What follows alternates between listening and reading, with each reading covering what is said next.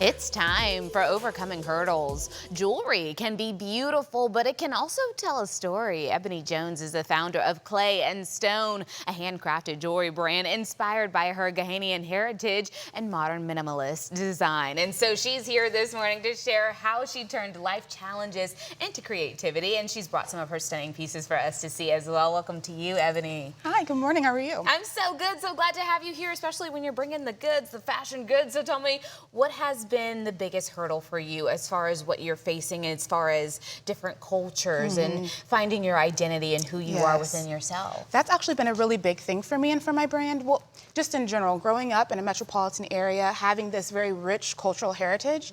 My mom is Creole, she's from Louisiana. My dad is from Ghana. Both very distinct and rich cultures.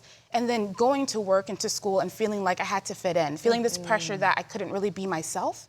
That was really difficult for me. And then also growing up and going home and my parents saying that you should be proud of who you are, that you shouldn't have to shrink back and let people see who you are, and trying to balance those two identities at the same time. I was about to say, it's a very fine line, especially as a child, because you want to be tapped into who you are and who your parents say you are, but it's also like, okay, but all the other kids are saying that I'm not this and I'm not that, and I want to be these things. And so, especially as a child, that's very difficult. And so, how did you end up overcoming that? How did you find yourself as the woman that you are today, the entrepreneur that you are today? Yeah, you know, for me, really, I had a realization that the way for me to feel comfortable in who I am is to share that with other people. So even in small ways, going to school and having food that was different. So for example, fufu and light soup, or jambalaya, and just taking that with me to school and realizing that if I find it delicious, maybe other people will find it good too. So sharing my food, my culture, my style of dress, even the music, I think has been very unifying between me and my friends. And by sharing that and having other people appreciate that, it kind of validates my feelings about how I feel about where I come from. Tell me how all of that then spun into where we are right now with this table. I mean, handcrafted designs. First and foremost, how did you know you could do this with your own hands? I didn't. So it actually is a funny story. I walked into a shop in Washington, D.C. one day, and this was right before the pandemic. And I saw these beautiful handmade earrings made out of polymer clay, and they were $50. And I said to myself, I am not paying $50 for Look, because I like it, but dang. Yeah, I don't like it that much. But I went home and I decided to try and make them myself. And I quickly realized why they cost $50. They were really hard to make. And then the pandemic hit, and at that time, my husband lost his mom. I got diagnosed with thyroid cancer. We both lost our jobs. We were out of work for about a year. And earrings for me just became something that was very cathartic. And with my background, as a Black female, sometimes it's really hard to ask for help, and my friends knew that. So instead of just helping me in a way that they felt would make me feel less than, they encouraged me to sell my jewelry. It was really ugly at the time, to be quite honest with you. It was Look, they were just trying to be there for you. Yeah, and they were, and they really were, and they really showed up for me in ways I couldn't even imagine, and they continued to buy into purchase, and by doing that, I was able to refine my craft and really figure out who I was through jewelry. And for me, as you can tell, I really like minimalist fashion, and it was really hard to marry those traditional styles of African culture with a minimalist vibe for me. So I decided that since I couldn't find jewelry that fit my personality, that I would just make it.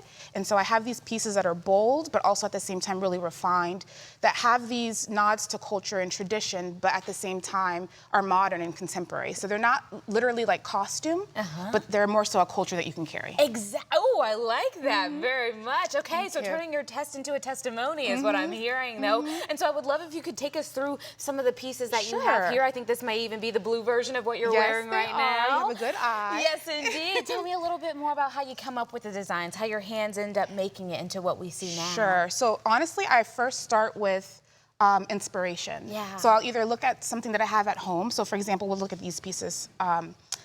They'll start with something that I have at home. Like, so these Fulani hoops, I have this bowl at home called Nasanka, and it has these deep grooves. And this bowl is used as a mortar and pestle to grind down peppers and tomato as a base for a lot of African stew. So I saw the grooves and the texture in that bowl, and I said, how can I translate this into jewelry? And there's these hoops that are really popular in Mali that are called Fulani hoops, and this is my modern interpretation of those. So I have a big pair here and a smaller pair here, and I borrowed that texture from that bowl there. But yeah, it takes a lot of thought process. I was about to say, there's so much that goes into this, not just passion, but heart and culture. I can only imagine that your family is obsessed with this jewelry just because it speaks to who they are. I will say my mom is my biggest customer, to be honest. She has every single pair that I've made. And for reference, I've probably made over 200 styles, and she has every single one. Listen, one thing about mamas, they're going to represent for their babies. Yes, indeed. Tell me, how long does it take you to do one of these, depending on the design, I'm sure? So yeah, so for my most complicated piece, it could take up to 3 days, honestly. So That's still some good turnaround time, though. Yes, it is, but it's a labor of love. She's like, it's work, though. Yeah, there's work in those 3 days, for sure. Yeah, so I'll start by mixing the clay. So all the colors that you see, they start with primary colors. And just like you mix paint, I start from scratch. So I'll start with these primary colors. I'll mix them by hand, and I end up with a color palette that I feel is complementary to the shape.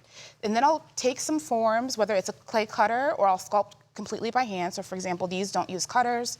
This one doesn't use a cutter either, the ones that I'm wearing.